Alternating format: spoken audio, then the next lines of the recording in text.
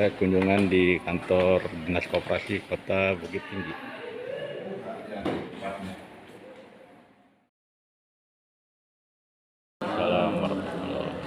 Yang sama-sama kita hormati Kepala Dinas Koperasi Kota Cilegon ya.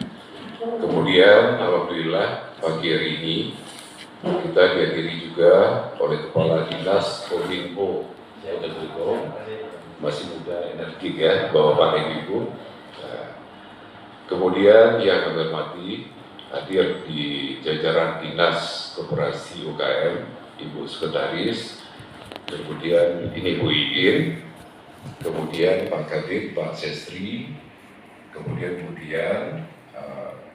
jadi ini termasuk kami yang menerima kunjungan kehadiran Bapak-Bapak dan Ibu. Kita hadir bersama di ruangan ini. Kemudian salawat dan salam, marilah kita sampaikan kepada junjungan kita Nabi besar Muhammad SAW yang telah membawa umatnya ke suasana yang seperti kita rasakan. Bapak-bapak dan ibu-ibu yang kami hormati, pertama sekali kami mengucapkan selamat datang di Kota Bukit Tinggi. Pertama, kalau kita lihat Kota Bukit Tinggi, ini memang memiliki perjalanan yang panjang dalam sejarah Negara Kesatuan Republik Indonesia waktu Jogja dikuasai oleh Belanda. Jadi waktu itu Mr. Samsudin Perwakilan Negara membentuk pemerintah di Bukit Tinggi, dan sebagai buktinya kalau kita melihat di Jogja ada tubuh Jogja kembali. Tapi inilah sepertinya sejarah yang terputus, kembalinya dari mana? Jadi itu harusnya dari Bukit Tinggi. Kemudian Bukit Tinggi juga pernah menjadi ibu kota Sumatera. Pernah ibu kota Sumatera Tengah, ibu kota Sumatera Barat. Kemudian yang terakhir pernah menjadi ibu kota Kabupaten Agam. Tapi setelah itu dengan adanya peraturan pemerintah yang baru, Bukit Tinggi berdiri sendiri menjadi hanya kota Bukit Tinggi. Bapak dan ibu-ibu, kalau kota Bukit Tinggi kotanya kecil, 25 km persegi, terdiri dari 3 kecamatan, kemudian 24 kelurahan. Nah, kalau kita berbicara APBD, terus terang, pada Pak Titin, pada Pak Eko, mungkin kami malu untuk menyampaikan. Kemudian ya, kenapa demikian? Dulu APBD kami memang nyaris 1 triliun. Istilahnya 990 miliar kurang sedikit. Nah, gitu. Nah, tapi dengan kondisi sekarang, ini sudah semakin menurun. Yang terakhir pun hanya di kisaran berapa? 700-800 miliaran. 700 miliar. Jangan sedih begitu, biasa. Kami aja sabar. Jadi semuanya memang minimalis. Nah, inilah kondisi Kota Bukit Tinggi, APBD-nya pun terbatas. Nah, kalau kita melihat dipimpin oleh Bapak Wali Kota yang sekarang Pak Herman Safar, kebetulan tadi kami bincang-bincang dengan Pak Didir, ini sohibnya juga dengan Wali Kota Cilegon. Mereka sama-sama menjabat Wali Kota 2021-2024. Kemudian sama-sama juga Ketua Gerindra. Jadi makanya pun pertemuan kita yang awalnya kita rencanakan di Balai Kota, namun karena ya sesama pro mungkin ya, pendidik ya, jadi kontak antara Pak Wali dengan Pak Wali. Akhirnya pertemuan Wali Kota Bukit Tinggi dengan Wali Kota Cilegon sudah dilaksanakan Sabtu kemarin. Nah sekarang yang pertemuan kita adakan di kantor pada hari ini. Tapi kami pun juga berharap ini tidak mengurangi arti dan maksud pertemuan silaturahmi kita. Jadi kalau kami melihat pun antara Bukit Tinggi dengan Cilegon, tentu walaupun Pak Didin belum mengekspos, tapi kami yakin akan lebih banyak nantinya kami yang di Kota Bukit Tinggi yang akan mendapat ya semacam ya pencerahan lah dari kawan-kawan. Kebetulan pun saya bertugas di dinas ini juga baru Februari, yang Ibu Sekretaris Bu Iin baru bertugas bulan Maret. Jadi istilahnya ya kabar ya orang-orang baru lah. Nah, tapi sebelumnya kebetulan tugas di sebelah. Saya sebelumnya Kepala Dinas PNPTSP. Jadi kebetulan di Bukit Tinggi ada beberapa perubahan nomenklatur. Akhirnya dinas ini ada yang penggabungan, akhirnya dibentuk baru. Kemudian akhirnya yang dulu satu ruangan ini adalah ruangan PNPTSP, terakhir menjadi 2 dinas. Yang mall pelayanan publik itu tetap dilaksanakan di bawah.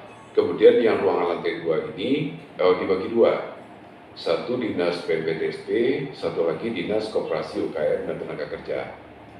Jadi inilah kondisi selintas Kota Bukit Tinggi. Yang ketua DPRD-nya ya tentu otomatis yang partai pemenang adalah Gerindra. Kemudian wakilnya sama juga, mirip dengan Cilegon, kami yakin.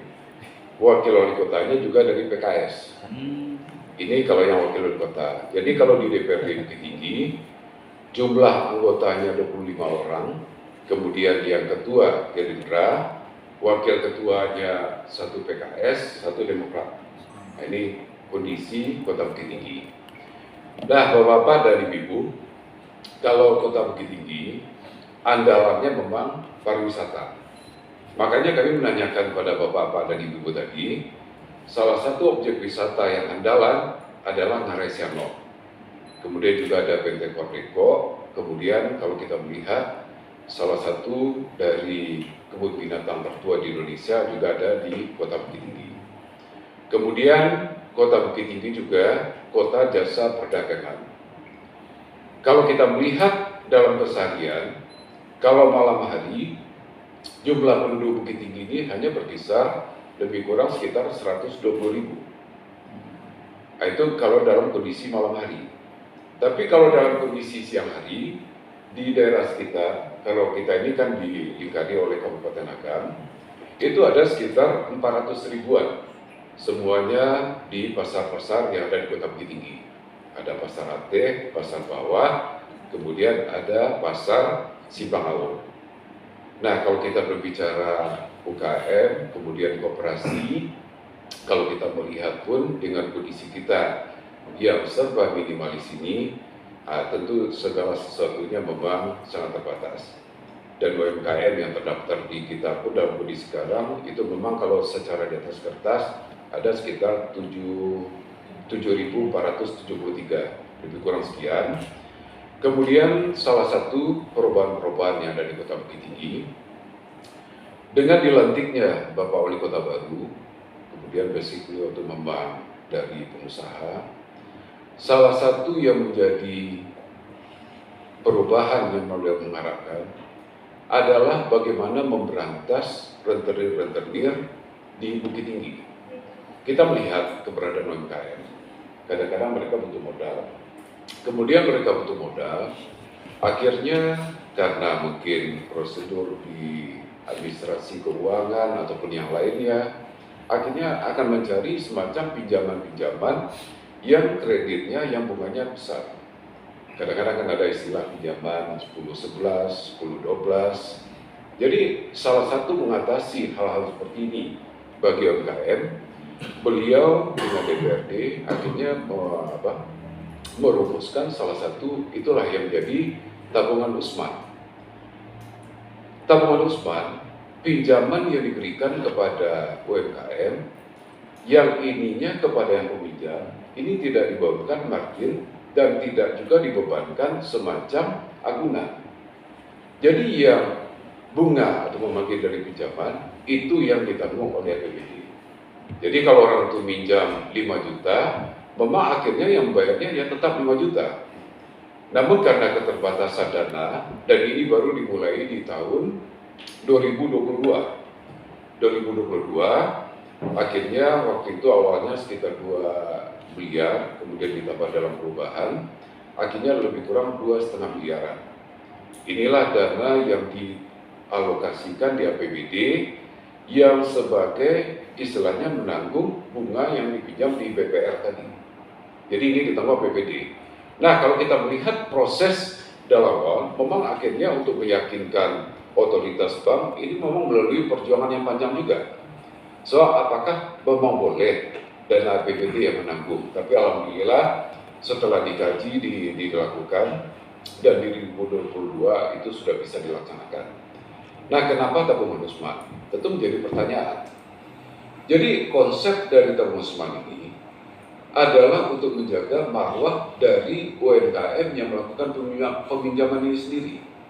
Jadi misalnya mereka meminjam 5 juta, kemudian angsuran yang harus dibayarkan, misalnya dalam hitung-hitungan, misal satu hari 50.000 ataupun bagaimana.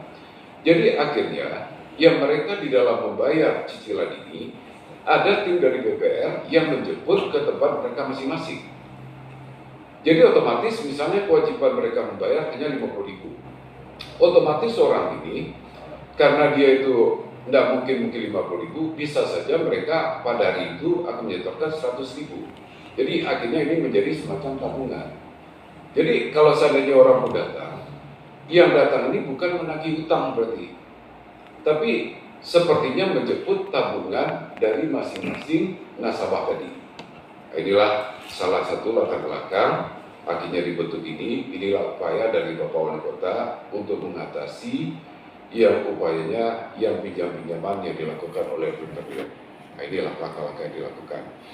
Jadi yang untuk tahun 2022 ini dari sekitar dana yang dialokasikan oleh APBD lebih kurang 2,5 miliar, itu yang nasabah yang meminjam itu terdaftar lebih kurang 1.936 orang. Itu yang di tahun 2022. Kemudian yang di tahun 2023 pun mungkin karena cerita kita tadi juga keterbatasan dana APBD, penganggaran kita pun masih di kisaran angka-angka 2,5 miliaran ya Pak Ses ya. Masih terbatas. Jadi paling tidak yang mahal yang kalau kita melihat yang diupayakan oleh Bapak Wali Kota ini adalah salah satu adalah idenya.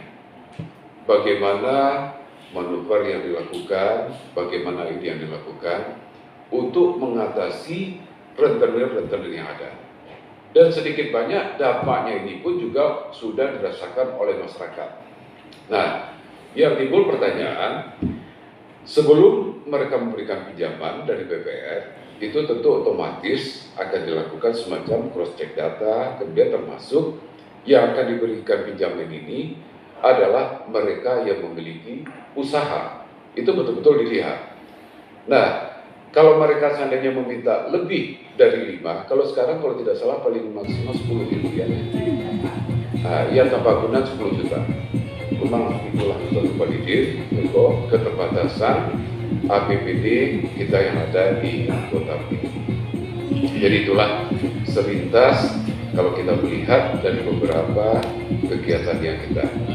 Nah, kemudian juga pada Pak Didin tadi, Pak Didin juga menyampaikan, beliau adalah basicnya adalah dari koperasi.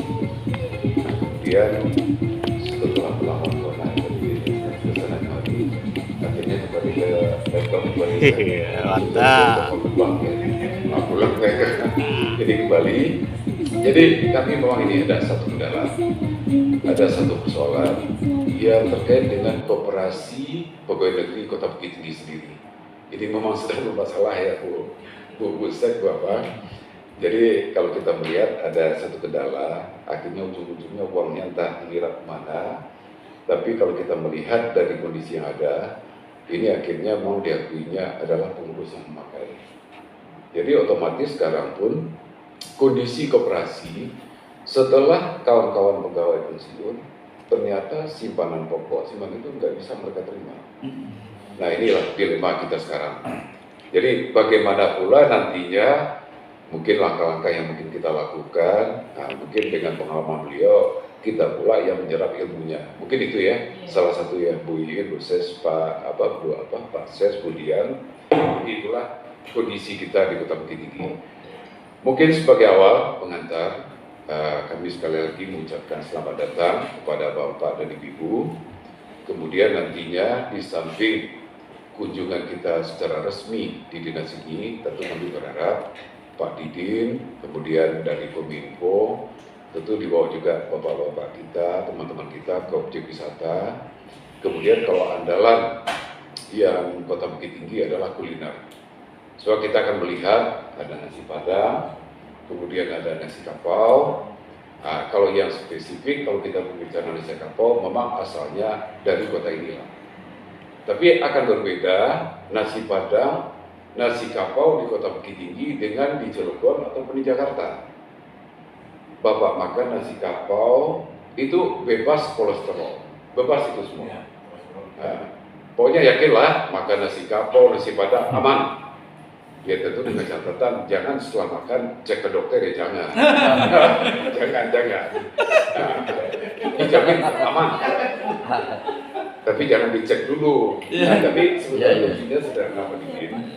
Makanlah, jangan berlebihan.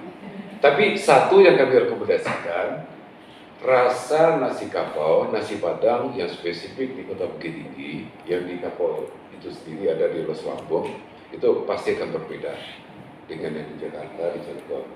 Itu lebih spesifik, lebih asli. Jadi sekali lagi selamat datang. Nanti kalau ada diskusi dan tanya jawab lain, mungkin akan kita lebih pertajam. Dan selanjutnya kami persilakan Pak Kadis menyampaikan maksud dan tujuan kedatangan ke Kota Bukit Tinggi. Kami persilakan.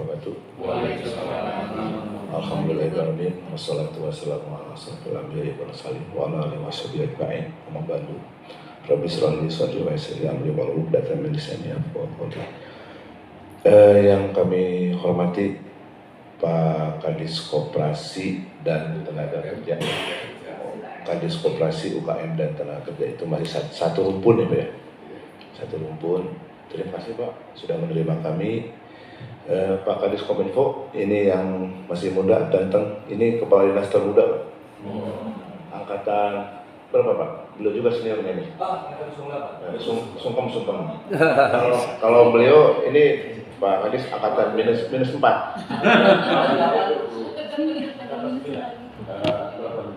Jadi iya, apa? Bakmi diminum jamu. Cakep. Perut lapar dimakan bakmi. Cakep. Hari ini kita bertemu dengan Dinas Koperasi Cilegon untuk meningkatkan silaturahmi.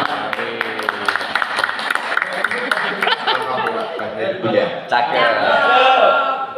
Assalamualaikum semua.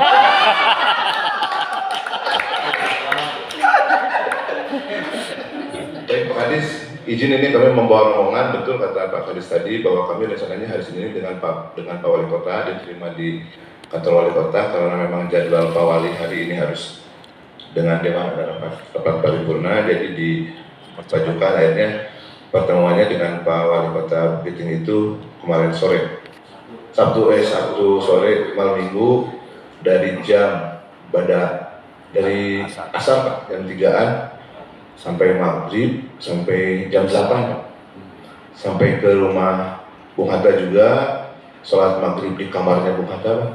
Alhamdulillah. Sampai naik ke Jam Gadang juga. Jam Gadang itu ternyata ada 76 tangga Pak. Hari Koperasi juga yang ke-76. Jadi Pak Wali langsung bikin di IG. Alhamdulillah katanya, tidak ada yang kebetulan. Hari ulang tahun Koperasi 76 saya naik Jam Gadang 76 tangga. Kita tahu tentang Bukit Tinggi. Sebelumnya Pak izin saya perkenalkan hadir rombongan ini, mohon maaf mengganggu kesibukan Pak Kadis, Pak Kadis Kominfo, Pak Agus. Beliau dengan kami sebelumnya pernah di Inspektorat juga Pak, bareng-bareng. Sebelumnya saya juga di Kominfo juga.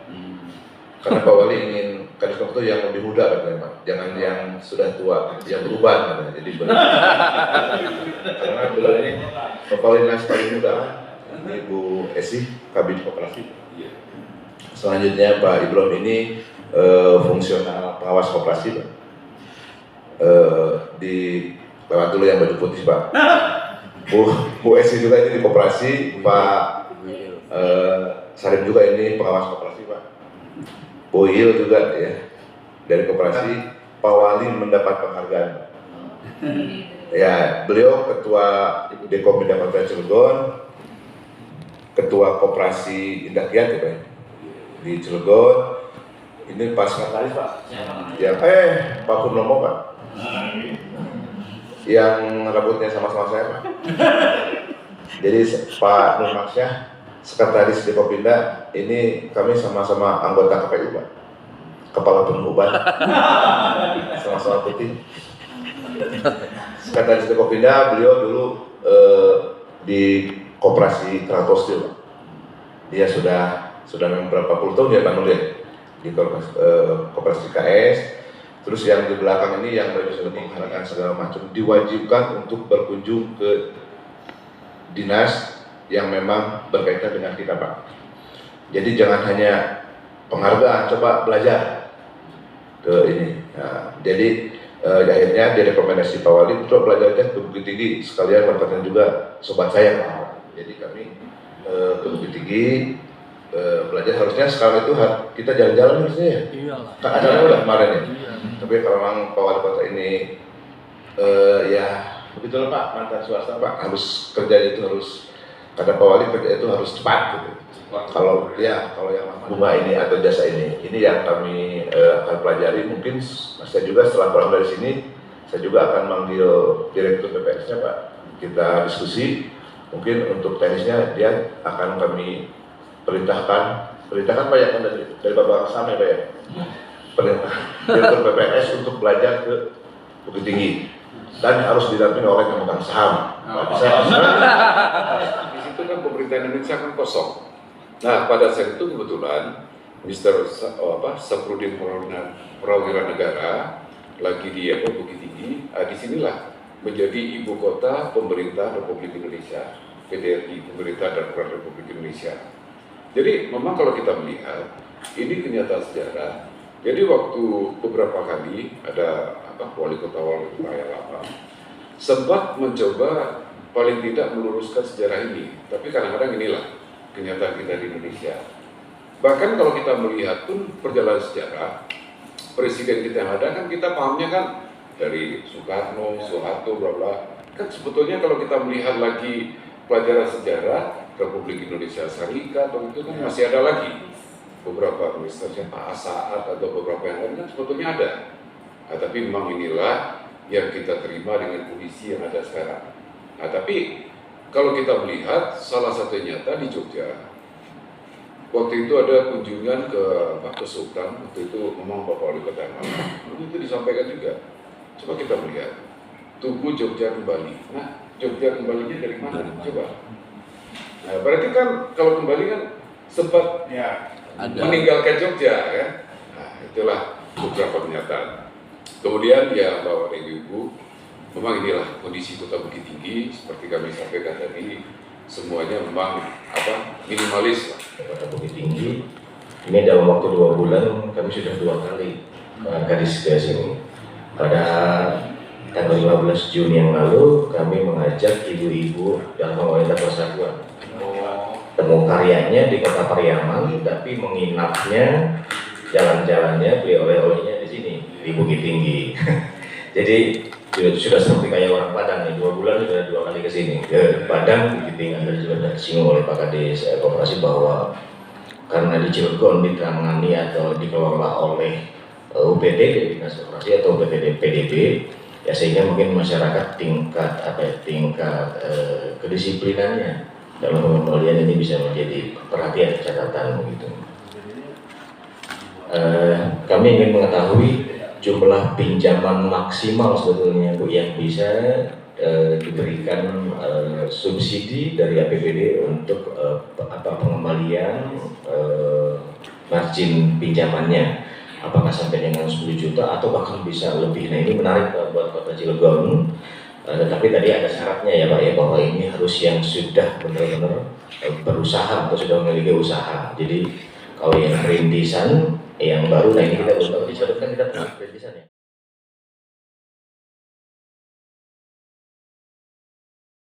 Niat bagaimana mereka menjadi koperasi yang baik nanti seperti itu. Kemudian ada juga fintech untuk pengawasan koperasi khusus bagi pengawas-pengawas yang ada di koperasi yang ada di Kota Bukit Tinggi. Kemudian pelatihan operasi koperasi karena permasalahannya banyak dari penilaian dari pengawasan nanti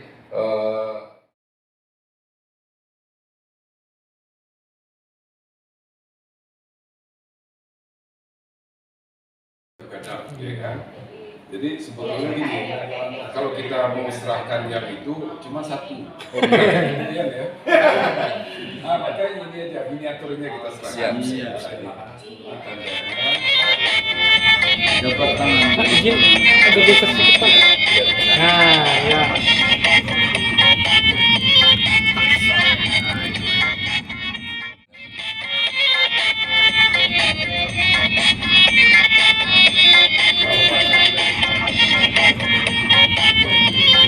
Yeah.